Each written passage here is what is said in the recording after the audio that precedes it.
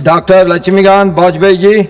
माननीय सभापति जी, मैं आपका आभार व्यक्त करता हूं और मेरठ में एम्स की स्थापना के लिए भारत सरकार का ध्यान आकर्षित करना चाह रहा हूं। आज पश्चिमी उत्तर प्रदेश के 24 जिले और 6 कमिश्नरी की 7,12,38,503 जनसंख्या की तरफ से मैं इस विषय को प्रस्तुत कर रहा हूं, उनकी आवश्यकता को देखते हुए। इससे दिल्ली एम्स का भार भी कम होगा। मानवर मरीजों के आंकड़े की दृष्टि से अगर मैं बताऊं तो उत्तर प्रदेश में रायबरेली और गोरखपुर में एम्स होने के बावजूद 21% लोग प्रतिदिन एम्स में पश्चिमी उत्तर प्रदेश से आ रहे हैं और प्रतिवर्ष इनकी संख्या में वृद्धि 17.61 की दर से हो रही है। उत्तर प्रदेश एक बहुत बड़ा राज्य है जहां एक एम्स की स्थापना की आवश्यकता है। मेरठ में लाला लाजपत राय मेडिकल कॉलेज सबसे पुराना सरकारी मेडिकल कॉलेज है। 52 एकड़ जमीन वहां पर अभी भी खाली है। वहां पर सुपर स्पेशलिटी होने के बाद भी मरीजों का ओवरलोड है, बेड मिलने में कठिनाई है, डॉक्टरों के पद भी खाली और पुरानी मशीनें निदान करने में सक्षम नहीं है। कैंसर, हृदय रोग, श्वसन रोग, न्यूट्रोलॉजी और जटिल सर्जरी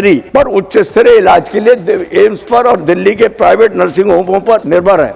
गोल्डन आवर यानी कोई दुर्घटना हो जाए या हार्ट का कोई पेशेंट आ जाए तो उसको सुरक्षा मिलना या उसका जीवन रक्षा करना संभव नहीं हो रहा।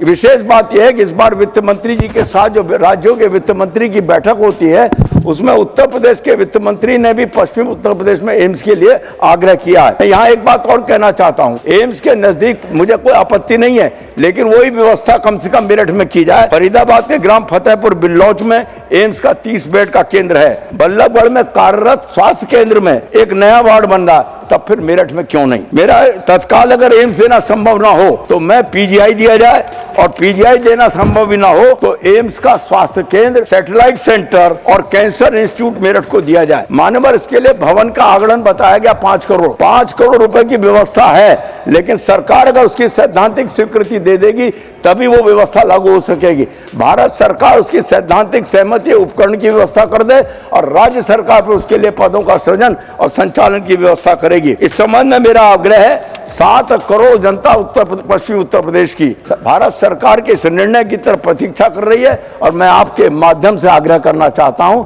कि पश्चिमी उत्तर प्रदेश के लोगों को स्वास्थ्य चिकित्सा की दृष्टि से एम्स या एम्स जैसी कोई व्यवस्था देने पर सरकार को विचार करना चाहिए और मेरा विनम्रता पूर्वक आग्रह कि निर्णय भी लेना चाहिए, ऐसा मेरा आग्रह है। धन्यवाद। Bureau report, news first.